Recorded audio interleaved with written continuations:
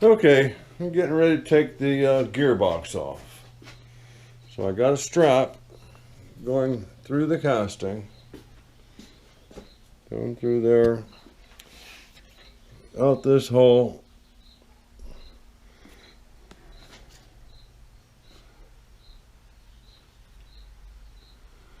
up to the crane chain.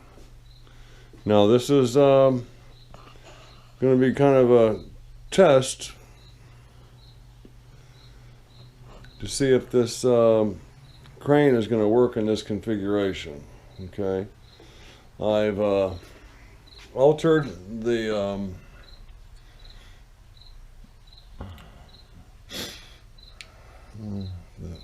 bars that stick out on the floor, and let's see, canoes sometimes have them. Outriggers. Okay. The first time I had them in this hole, pivoting on this, and it made them lay down a lot lower. So I moved up to the next hole, put that pivot bar in there, and that leaves me, with the extension pipe, that leaves me 5 feet maybe. I got the heaviest thing I own besides the lathe strapped to it. This is a Wisconsin 2-stroke. Kind of interesting concept here. They have a 4-cylinder distributor with 2 of the ports blocked. Some of these Wisconsin 2s, the cylinders fire at the same time. But this one, with the coil, well, this I already cranked it by hand. This one fires one then the other. They're staggered, like our most. I think the oddity is the engine where they both fire at the same time. But then they wouldn't really need a distributor with 2 ports. They would just use one. Has an electric starter. Doesn't have a carburetor. Doesn't have an exhaust manifold. Doesn't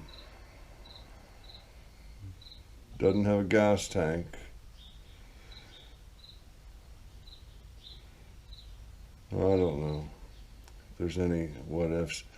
I need to find, and if anybody wouldn't mind doing the research for me, I wouldn't mind finding some manuals for this engine. It's Wisconsin 2-strokes, all I can tell you. I'm hoping I get time, I'll go on eBay and see if I can't find, maybe a reproduction PDF copy of the manual I can print out. And even more so as a parts list, so I can actually see what I'm missing. But yeah, I'd love to get that thing working. It's got compression, it's got clean, well, it's got oil in it. I wouldn't call it clean, but okay, so this is going to be a proof of concept kind of thing to see if this is going to work. You got to I got it where it's balanced to where with no load it won't tip back, which if I had that pole extended more, the whole jack would tilt back on its 20-inch base. So with the weight of the gearbox pulling against the weight of that motor engine, I'm thinking it should be fine. I put a little tension on it, and I noticed that these bars here are going to take a lot of the force. So that's something that might need to be reinforced. Maybe I need something to go from here to here. Strengthen that up. But I think these will will work. Will definitely work for the gearbox. Now the headstock might be another story. And so we'll just have to see. I love the fact that I can get my hook straight over this. And I don't have to fight. I don't have to fight it trying to get it back in place. Also coming off next will be the clutch. And that's back here.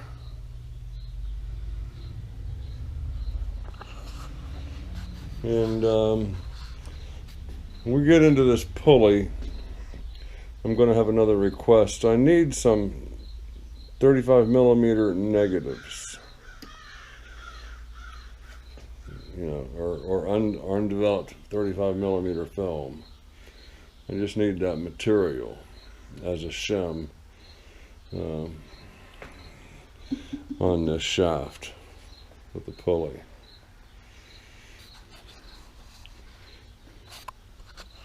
And from what they had in there before, it looks like it was basically some of that film. And I looked through my old pictures. I might have some old enough pictures where they used to give you an envelope with your photos in it, and in the back there was a little pocket for the negatives. So I know we probably have some of that out, you know, amongst, you know, the viewers. And like I said, I might have it myself, but if I can't find it, I'm going to request that somebody maybe send me some. Or maybe I can just go buy a roll of 35mm film and strip out, you know, what I need. It doesn't have to be developed. Okay, so let's see let's see where Gordy's going. He's an old boy. You're gonna go bark at Oscar or whoever. It's my neighbor. I'd call him Gollum. And that's probably kind of mean. He reminds me of Gollum.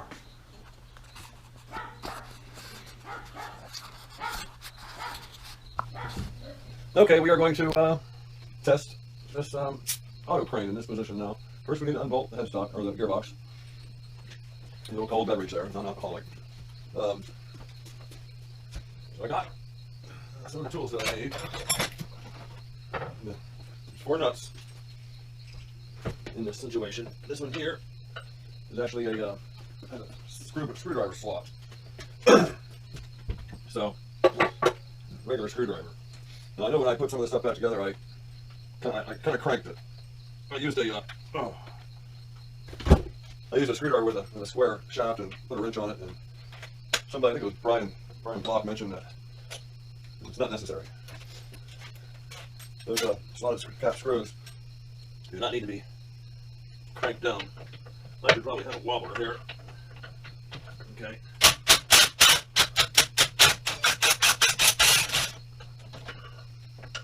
Okay, there's one.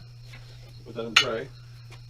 The second one is up here, and I need to get rid of this. I'm using a 7/8. Oh dear. I'm using a 7/8. Let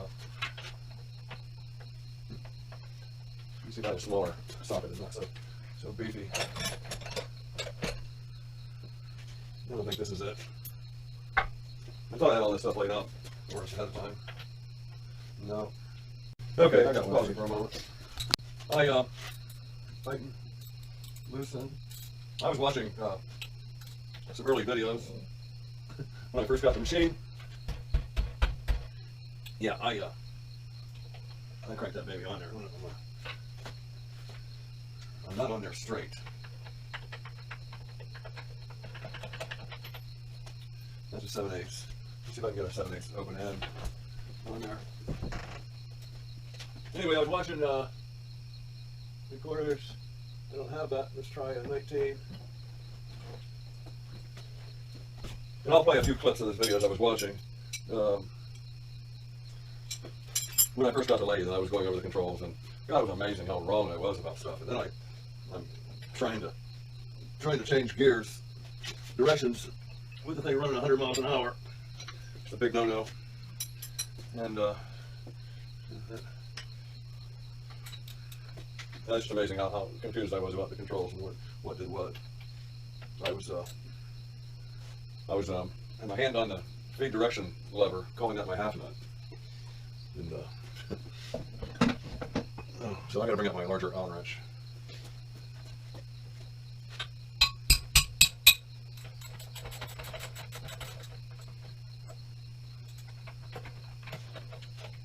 That did the trick.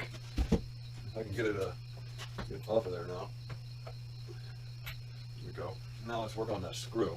So I got my screwdriver with the flat, and I'll need a crescent wrench, which of course I don't have. You ready? All the tools are ready. I think I need to start.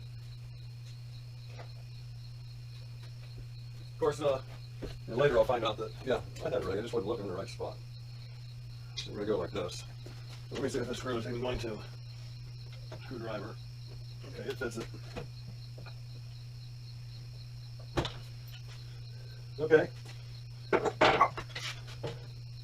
Oh yeah, quiet down. So there's number 2. So far, they look like the same nuts. Now, the first time I took this off, I got 3 of them out. And as far as I could tell, there were only 3. Okay, there's number 3. Well, they are different. The one with the slot goes over here on the bottom, and we won't have trouble remembering that. So I spent, I don't want to say hours, but I spent a long time trying to figure out why I couldn't move this thing when I had it all unbolted. Well, right here. Let me go ahead and get the weight supported here. And, see if this is right. No. Here it is. It's the one that's already on the wrench.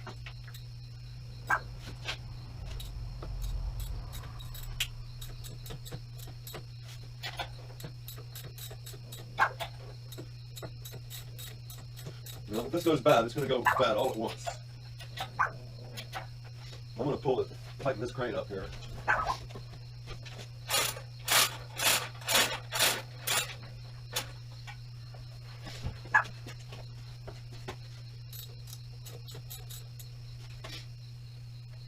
And that's the one I couldn't find.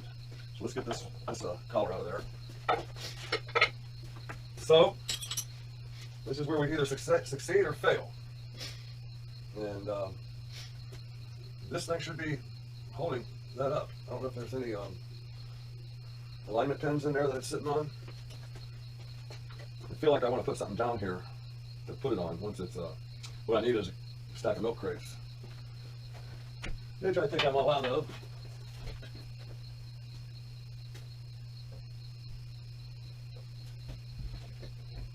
It does appear.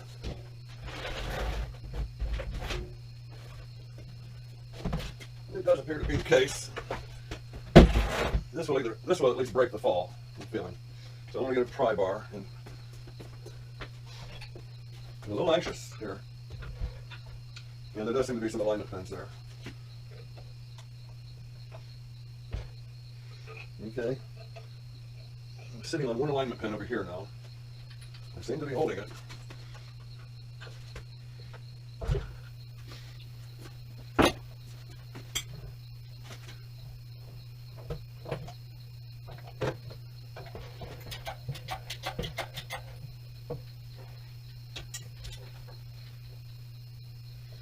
Okay. Seems to be working. Let's see what all this stuff feels like. It's not creating a ton of force on the back there. I wonder if I should take this fork off. I probably should.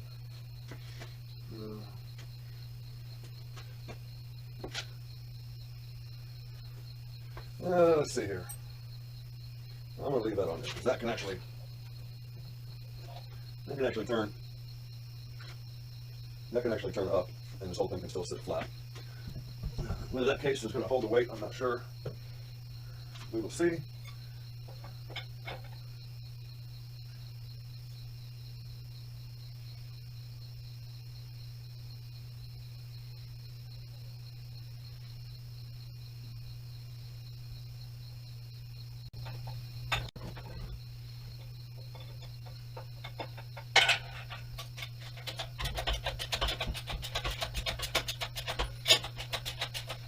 what I'm going to do here, I'm going to go ahead and take this banjo off. So I need to remove this, the collar, and the key. I need to get that banjo free. I'm not sure where my pry bar is. There we go. All that stuff can stay on apparently. So let's put that back.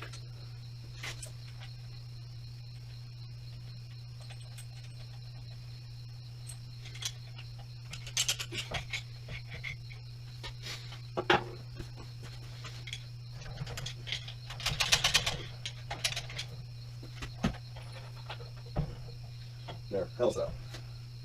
I can live with that. Here's my pry bar. So once more, let's bring it down. Oh, hold on. Stand by.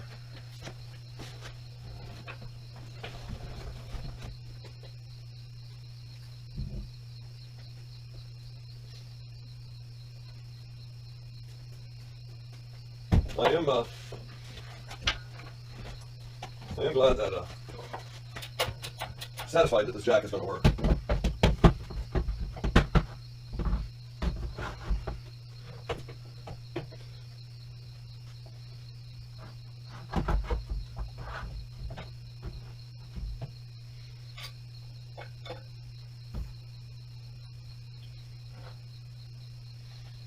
Okay.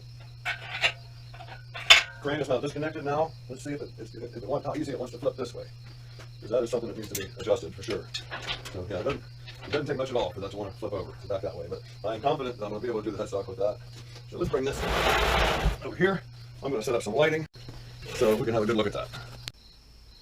Okay, here we go. Point of interest. This is the shaft that the gear, the directional gear here, and we all talked about, you know, that rod that goes through there, and so that's where that engages.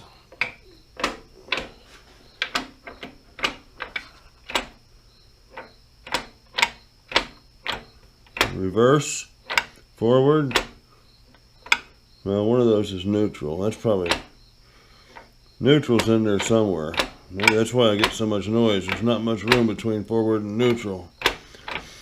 You'll be surprised when you see the rest of that mechanism.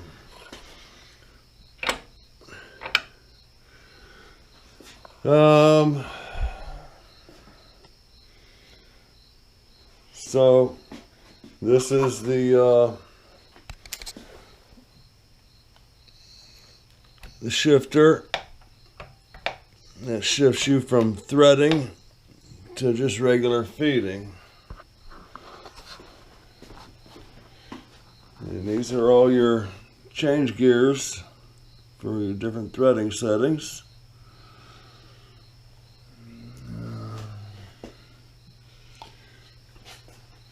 And this is where all those back of the lathe gears hung, or where they also hang.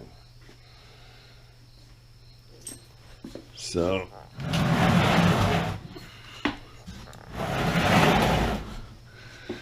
we will be, of course, getting that cleaned up. And there's a look down. Just a bird's eye view.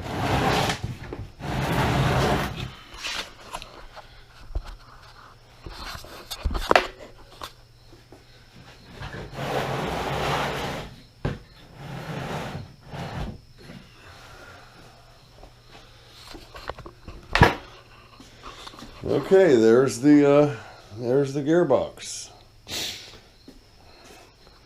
I'm gonna go ahead and slide my crane out of the way and show you what's next. And that is going to be the clutch. It's the housing. There's 4 screws, slotted screwdrivers. And first we need to get in here, release that pulley, This I puzzled over for the longest time. More so this pin here, this rectangle up and down, and that upside down U shape, or N, that captures that. And man, how am I going to drop that headstock down on there and get this aligned? And I'm trying to, and this headstock is swinging around and I can barely hold it in position. And that's part of the reason it wasn't a good idea to lift that headstock the way I was doing so. Now this here, we got this shaft with a threaded plug here, okay? Unscrew this, you put a slide hammer there, and you can pull that shaft, which is this. You can pull that shaft out, and then you can release the forward and reverse gears. And the shifting fork on that shaft is the place where I left the set screws loose. So I'll be interested to see if those set screws are down in the case, or if they're where they're located, if they're still in their holes, just not tight.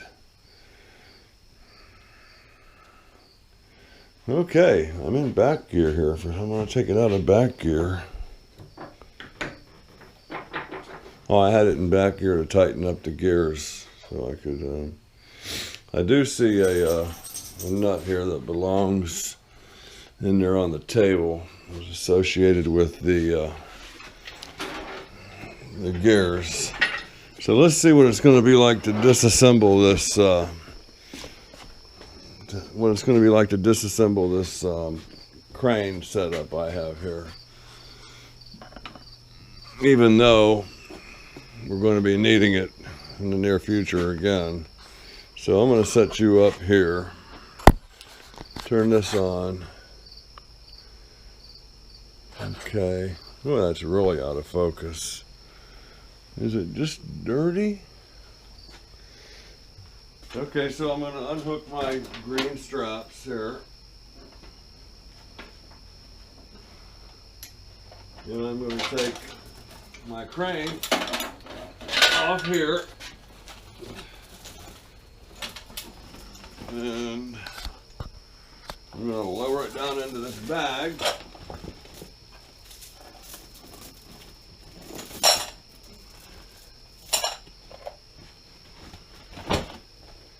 I'll put that over here. I'll bring the motor out.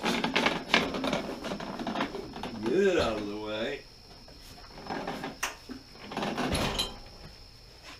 And now we're going to deal with the crane.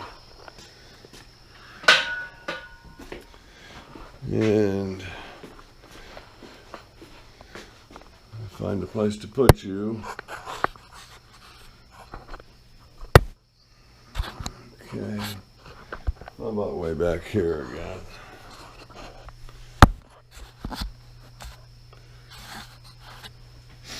Okay, so we got this, we got this.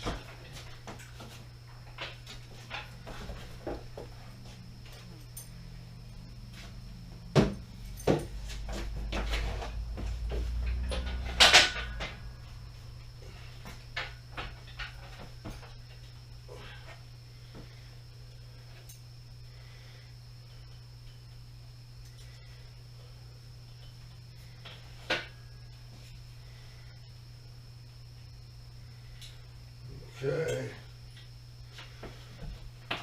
And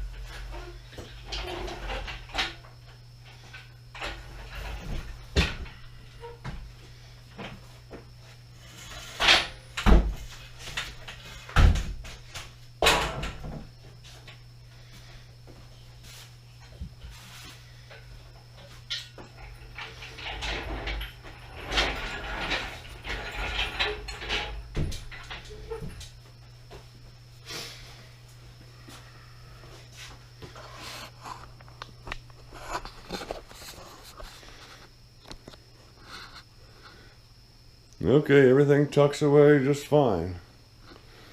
So we need to get this in the other room. And we will put it over here in front of the 3D printer. And I was going to go into the crossfeed clutch. Brian Block commented that, you know, I talked about wanting to create more travel on that clutch. And Brian was like, it doesn't matter how much travel you have as long as it's engaging. Well, the problem is it doesn't engage fully. It doesn't engage real well under a high torque situation. I might have to help it along in its feed. As long as I'm not doing, you know, crazy heavy cut, it's fine. But I think if I remake this shaft here and add 2 or 3 threads to it, it couldn't hurt. And this thing needs to be sized up to its original size. I don't have the specs, but I can turn it until it fits. I turned quite a bit off of the diameter of that in a couple spots, just trying to clean it up from where I nearly destroyed it, trying to fix it. So other than that, you're going to look at the possibility of replacing that shaft. We want a new lead screw and a new nut for the cross travel. Other than that, all this is going to be fine. I need to get in there and look into a pump. So we're probably going to take all those gears out and try to find that pump. Okay, never mind. So as far as disassembly goes, the next thing is going to be the clutch body. And then we will be down to the bed, the headstock, and the, hell, I don't know, the stand. Can you imagine just taking this casting off, sending that out to be redone? That would be crazy. And there's probably a lot of other things that would have to happen with everything else that I'm not even aware of. Well, I know the carriage would have to be Turk-guided to match the new height of the new bed.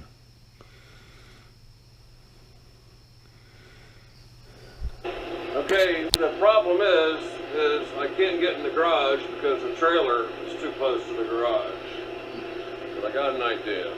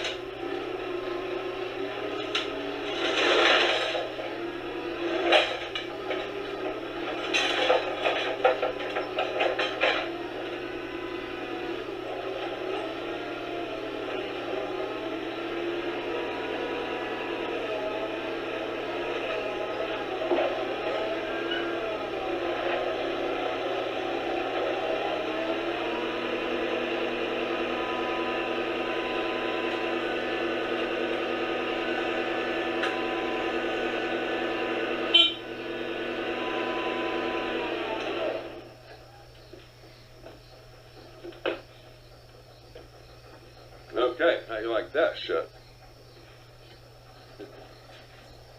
Uh-oh, there goes the forklift.